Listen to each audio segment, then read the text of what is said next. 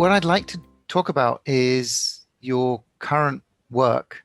And I think maybe could you just introduce it?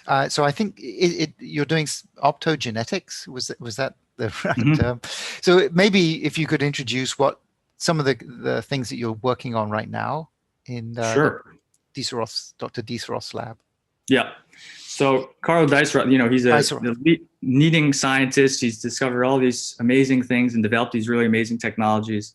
And so some of the things that we can do, so my specific work right now is using a 2-photon microscope to look at activity of single neurons in the brain as an animal is performing a learning and memory task, right? So basically it's as a mouse is trying to decide, does it remember this? Can it learn what this is? And can it remember it? We can actively in real time be looking at neurons firing in its brain at a single cell level. And so that alone itself is a powerful thing. A lot of people are doing these kinds of things now, and I think it's really amazing. But what you can do is sort of link the behavior of those single cells or of the network activity of those cells, right? How they interact with each other to the specific sort of epochs of the behavior, right? So which cells are responsible for learning to begin with? Which cells are responsible for remembering what they already learned? Which ones are responsible for forgetting what they learned, right? And how does this change over time and in different settings and if you change different variables? So this is sort of the general idea of sort of what we can do. And then on top of that, now we can use, as you said, optogenetics. So this is something Carl and other people developed. And so basically the idea is using a special genetic tool in these cells, then you can shine light on specific cells and turn them on or off. And so then the idea is as a mouse is doing some behavioral task and you're watching all the neurons fire as it's doing this task, now on top of that, you can say, okay, I'm going to turn this cell and this cell off and turn this cell and this cell on, or basically anything you can imagine that fits sort of the question you're studying. So in this case, right, it would be something like, we found that these cells are very important for this learning. If we turn them off while they're learning, will they no longer learn, right? Or let's say they're active and they're normal when you're learning. Now the mouse has to remember something. If we use optogenetics to turn those cells off, does that matter? Or is it different cells, right, that are responsible for the memory as opposed to learning? And so we can ask these questions and you can look at different brain regions to say, are there cells over here more important versus these ones? And so that's sort of the real time, live single cell recording mixed with optogenetics to really answer questions about how the brain works, how the specific cells are responsible in controlling these behaviors that the mouse does, and then, what might go wrong, over the course of what have you, aging or diseases or something like that. And then the other really exciting thing that we can do, another technology developed out of the lab, is tissue clearing, right? So this is where you can take a piece of tissue like an entire mouse brain and you can make the whole thing transparent through this chemical process.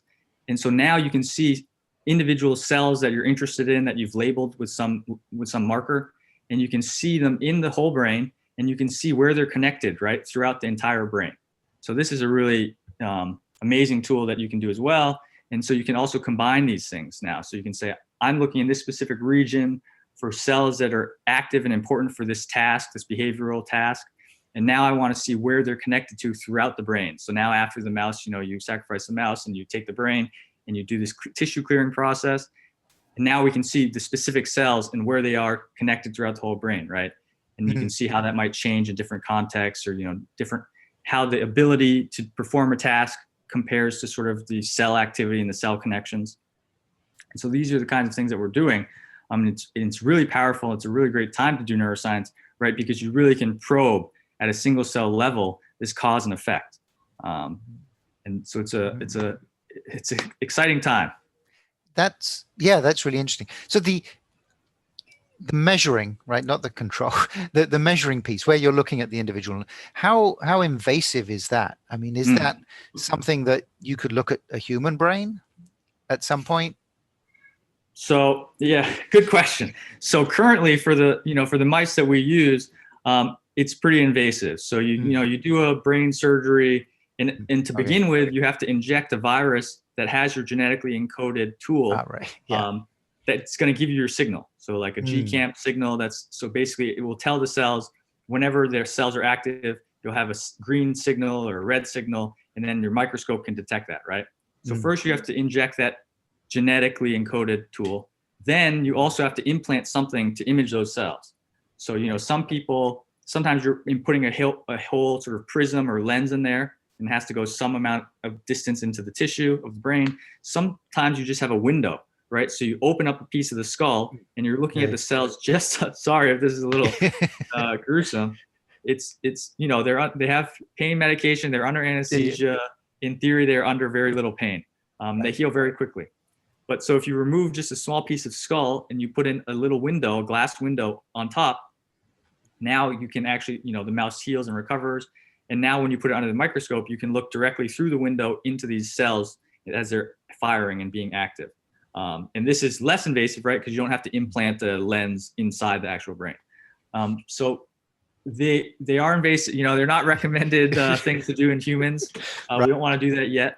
But I will say there are other things that we do that are much more similar and less invasive that we do in humans, right? So currently there are patients that undergo deep brain stimulation, right? Or electroshock therapy, things like this, where you're actively, intentionally stimulating the brain for some, you have schizophrenia or you have tremors or things like this. And so we also, in mice and animals, will use electrodes and in lots of new types of technology as well, neuropixels and things, but to implant a small electrical device that will detect the neural activity of individual cells. So now it's not a microscope, right? It's not optical, it's all electrical. And so you're detecting sort of their electrophysiological activity and reading that out sort of as spiking signal. And so actually people already do that in some of these patients as they record their neural activity. So for instance, if you're putting in an implant to do sort of some stimulation for therapeutic purpose, you might also, along with it, implant one of these electrophysiological recording devices and record neural activity in the same way. So some of these things actually already are being done in humans and actually can provide great insight, right? And they can tell you, is the sort of neural activity when a human is doing this task, is it the same as what we're studying in mice or rats, et cetera? So I think there's a lot of correlation in some things that are, almost identical that we can do in humans, but the biggest promise and the biggest value, and I think it's already been paying off a lot already, is the information that we get from these studies in animals, right? Because if we're putting in these genetically encoded tools and we're imaging these cells and we're figuring out which cells are responsible for which behaviors, if you're studying autism or something like this, then you can use that information, right, to better inform your therapeutic study and then eventual treatment of patients, right? Which brain regions and which cells are causing problems or dysfunctional, and you can look at them in the human and say, wow, that looks the same, and we need to target those when we're doing our therapies, right? So I think as of right now, the biggest value really is in sort of the information we can gather and sort of the questions we can ask in these animal models. Right.